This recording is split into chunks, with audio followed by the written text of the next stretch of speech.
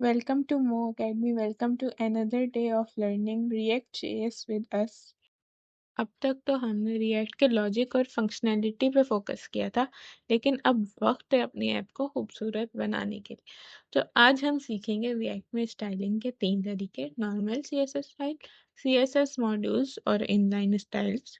तो normal CSS file हमारा traditional way है, जो हमारा मोस्ट कॉमन और ईजीएस्ट वे है, जैसे हम सीएसएस नॉर्मल एचटीएमएल प्रोजेक्ट्स में यूज़ करते हैं। इसको हम यूज़ कर रहे होते हैं स्मॉल और मीडियम प्रोजेक्ट्स के लिए, जहाँ स्टाइल्स हमें बहुत सारी फाइल्स को शेयर नहीं करने होते। इसमें मसला होता है कि इसमें लिमिटेशन होती है, सारे स्टाइल्स जो है ग्लोबल होते हैं। अगर 2 फाइल के सेम क्लास नेम है, तो हमारे पास वो ओवरलैप हो जाता है, हमारे पास इसमें जो है लिमिटेशन आ जाती। फिर हमारा जो है सीएसएस मॉड्यूल मॉडर्न है और सेफर भी है। सीएसएस मॉड्यूल जो है हमारा ग्लोबल स्टाइल प्रॉब्लम को जो है फिक्स करता है।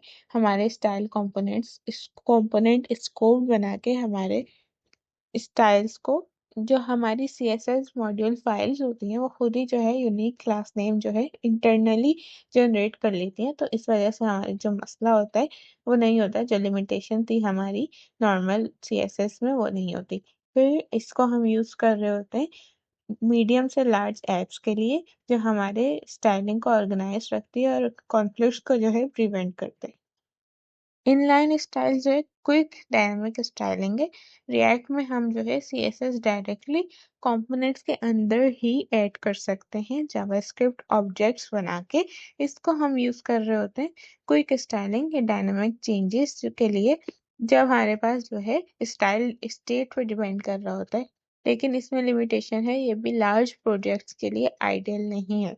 अब हम क्या करते हैं, इन सब की कुछ एग्जांपल्स देख लेते हैं। तो मैं यहाँ पे अपना वीएस कोड खोलती हूँ। यहाँ पे अब हमने करना क्या है, एक सीएसएस फाइल बनानी है, एक जेएसएक्स फाइल बनानी है। दोनों मैंने यहाँ app.css और app.jsx के नाम से बनाई हुई है। अब यहाँ पे हमारा सीएसएस का कोड है app.css फाइल में।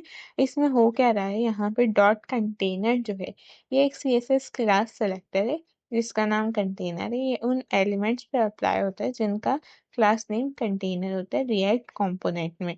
इसको जो है टेक्स्ट अलाइन सेंटर, ये टेक्स्ट और कंटेंट जो है हमारा सब सेंटर में अलाइंड होंगे हॉरिजॉन्टली।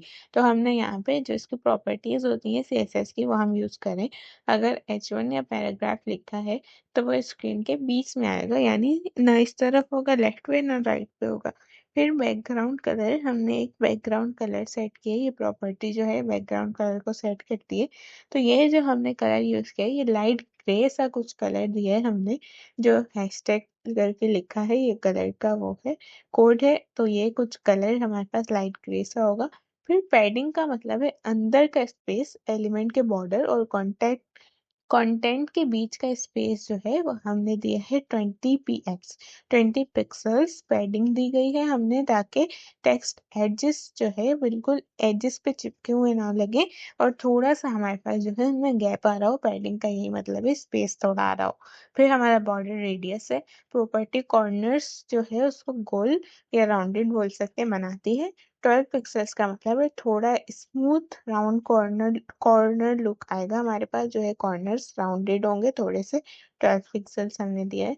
तो ओवरऑल जो है कंटेनर एक बॉक्स स्टाइल डिवीजन बनाता है, जो सेंटर में होगा लाइट बैकग्राउंड के साथ और स्मूथ एजेस होगी। जब हम इसको रन करेंगे तो हम ये सब देखेंगे। फिर डॉट हेडिंग एक और सीएसएस क्लास सिलेक्टर है जिसका नाम हेडिंग है। ये उन एलिमेंट्स पे अप्लाई होता है जिनका क्लास नाम हेडिंग होंगे। अब यहाँ पे फिर से हमने एक कलर दिया है, ये टेक्स्ट का कलर ब्लू कर देगा। ये कुछ ब्लू सा कलर का कोड है। तो ये same blue colour boot strap में भी कॉमनली यूज होता है। इसको भी आउटपुट पे हमें कलर दिखेगा। अब यहाँ पे जो है हमने फॉन्ट साइज दिया है। रैम का यूनिट का मतलब होता है रूट एलिमेंट के फॉन्ट साइज का मल्टीपल। यानी अगर रूट फॉन्ट साइज 16 पिक्सल है तो 2 रैम जो है हमारे पास 32 पिक्सल होगा। 1 रैम जो है 16 पिक्सल होती है, तो 2 रैम दिया है तो यहाँ पे 32 पिक्सल होगा। हेडिंग मतलब थोड़ी बड़ी और क्लियर नजर आ रही होगी हमें, तो हमने जो है टेक्स्ट का फॉन्ट साइज दे दिया। फिर हमारे पास जो है, अब इसको जो है अपने मेन app.jsx फाइल जो है रिएक्ट कंपोनेंट उसमें अप्लाई भी करना है। सबसे पहले हमने अलग फाइल बनाई है तो लाजमी इंपोर्ट करना पड़ेगा। तो app.jsx में हमने लिखा है import डॉट स्लैश app.css। ये लाइन कंपोनेंट रिएक्ट कंपोनेंट के अंदर css फाइल इंपोर्ट करिए, जिस नाम से बनाई है वही नाम यहाँ पे देना है। डॉट स्लैश इसका मतलब है ये फाइल सेम फोल्डर में जहाँ app.jsx है उसी में हमने सेव की हुई है। रिएक्ट ऑटोमेटिकली सीएसएस को बंडल में इंक्लूड करता है, तो जो हमारे पास है इंपोर्ट नहीं करेंगे तो अप्लाई ही नहीं होगी, तो इसलिए इंपोर्ट करना है सबसे पहले। फिर हमने फंक्शन बनाया है ऐप के नाम से, रिएक्ट फंक्शनल कंपोनेंट है, ऐप है इसका नाम। फिर यहाँ पे हमारा मेन कंपोनेंट है जो ब्राउजर पर रेंडर होता है। रिटर्न में हमने लिखा है, अब डिवीजन जो है एलिमेंट बना रहा है जिसको सीएसएस क्लास हमने दी है कंटेनर। कंटेनर क्यों दी है, क्योंकि हमने वहाँ पे कंटेनर डॉट कंटेनर करके जो हमने लिखी हुई है उसके, ताकि हमारे पास जो भी क्लास नेम इसको यहाँ से मिल रहा है वो सेम मिलेगा, तो उस पर वो सब अप्लाई करेगा। फिर हमने डिवीजन टैग में बनाया हुआ है, क्लास नेम लिख दिया इसमें। फिर हमने क्लास, क्योंकि क्लास जावास्क्रिप्ट में रिजर्व वर्ड है तो हमने यहाँ पे यूज किया। रिएक्ट में क्लास की जगह यूज होगा क्लास नेम। तो यहाँ पे हम डॉट कंटेनर वाली सीएसएस अप्लाई कर रहे हैं जिसमें बैकग्राउंड पैडिंग और सेंटर अलाइनमेंट होगी। एक और H1 tag heading tag show, heading text show करेगा हमारे पास जो है। अब यहाँ पे क्लास नेम हेडिंग दी है, यहाँ इसको हेडिंग देने से नाम जो है डॉट हेडिंग वाली सीएसएस अप्लाइड होगी। Blue colour to ramp font वगैरह जो हमने यूज किया है, और टेक्स्ट में लिखा होगा हेलो रिएक्ट स्टाइलिंग। ये स्क्रीन पे जो है स्टाइल टेक्स्ट बन जाएगा। अब हम इसको जब रन करके देखें तो हमें एक डिवीजन कंटेनर और जो है हमें हेडिंग दिख रही होगी कलर्ड। तो ये डिवीजन क्लोज कर दिया, सारा कंटेंट बॉक्स के अंदर रैप कर दिया। फिर हमने ऐप कंपोनेंट को एक्सपोर्ट कर सकते हैं, तो एक्सपोर्ट डिफॉल्ट ऐप भी लिख लिया। सबसे पहले फ्लो में हमारे पास क्या होगा, रिएक्ट फाइल लोड होगी, app.jsx रन होगा, सीएसएस फाइल इंपोर्ट होगी। ब्राउजर में जो है डिवीजन और एच1 कंटेनर जो हमने टैग यूज किए रेंडर होंगे। ब्राउजर में जो हमारा दिख रहा होता है सीएसएस क्लासेस डॉट कंटेनर और डॉट हेडिंग जो भी उनकी हमने यूज की है फंक्शंस प्रॉपर्टीज वो अप्लाई होंगी। आउटपुट स्क्रीन पे जो है सेंटर्ड बॉक्स में ब्लू हेडिंग दिखाई देगी। तो अब हम इसको देखते हैं कि हमें ऐसा ही दिख रहा है या नहीं। हम जब app.jsx को रन करेंगे, अपना टर्मिनल ओपन करके npm run dev लिखेंगे, लोकल होस्ट पे जाएंगे, लिंक कॉपी करेंगे वहां पे, तो यहाँ पे जो है अब हमें दिख रहा है एक कंटेनर बना हुआ है। लाइट ग्रे सा शेड आ रहा है क्योंकि हमने ज्यादा देखो इसको तेज कलर नहीं दिया, और इसके अंदर जिस तरह हमने बोला था बिल्कुल बीच में जो है हमारा टेक्स्ट आएगा वैसे ही बीच में आ रहा है हेलो रिएक्ट स्टाइलिंग, जो हमने टेक्स्ट लिखा था वही आ रहा है। और फिर हमने जो इसको कलर दिया था ब्लू सा वही इसका कलर आ रहा है।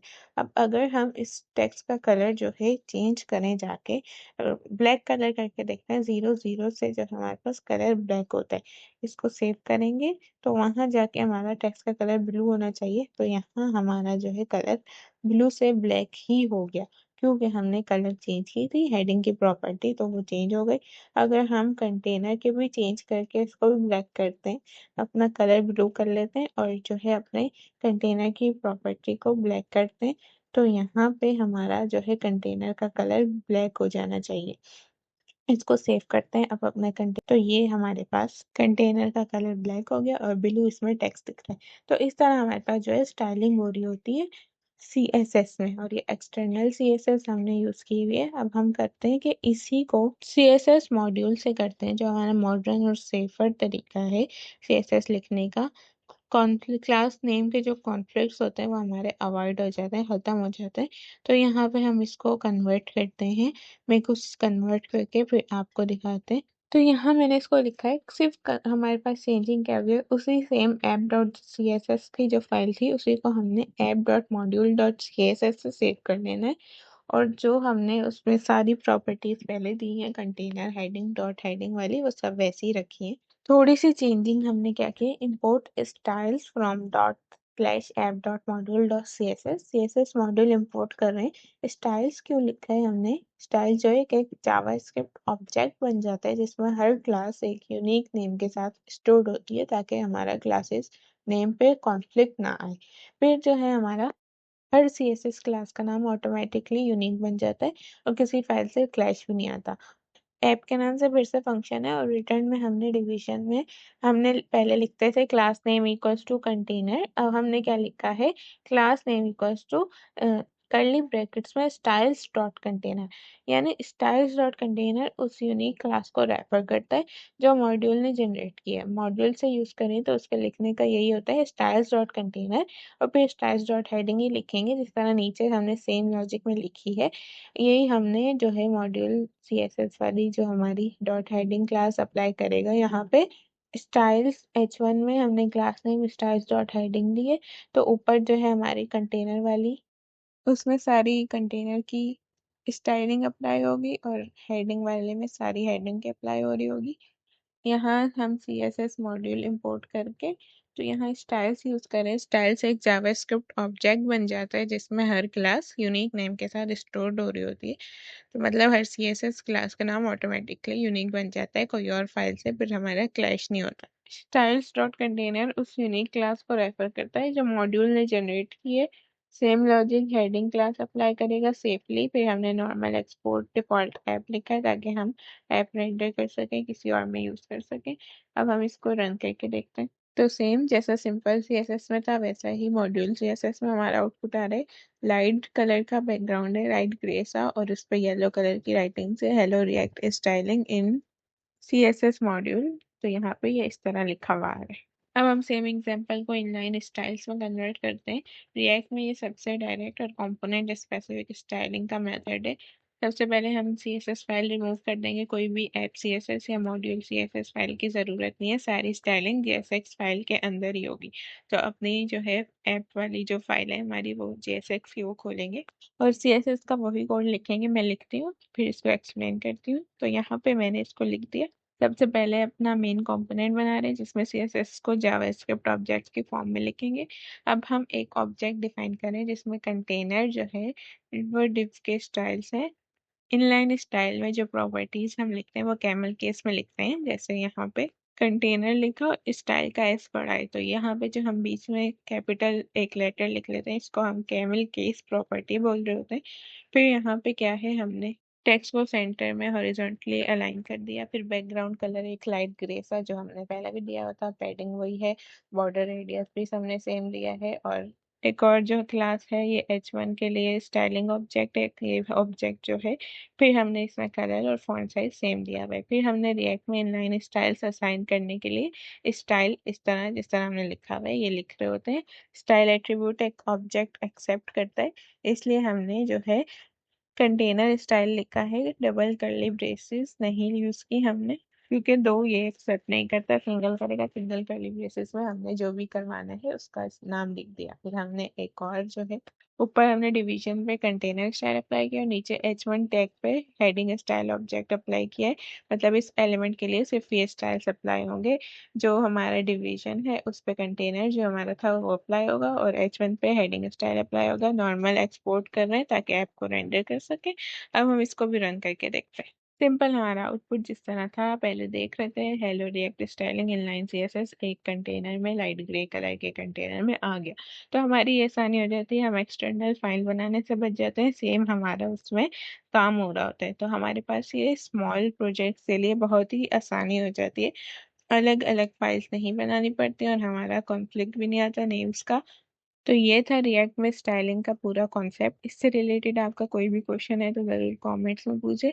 छोटी ऐप्स के लिए नॉर्मल CSS, बड़ी ऐप्स के लिए CSS मॉड्यूल्स और डायनामिक UI के लिए इनलाइन CSS बेस्ट होते हैं। नेक्स्ट वीडियो में हम सीखेंगे रिएक्ट राउटर का यूज़ जिससे हम अपनी ऐप में मल्टीपल पेजेस और नेविगेशन ऐड करेंगे। ये वाले नोट्स और कोड आपको डिस्क्रिप्शन में लिंक है उस पर मिल जाएंगे। Thanks for watching.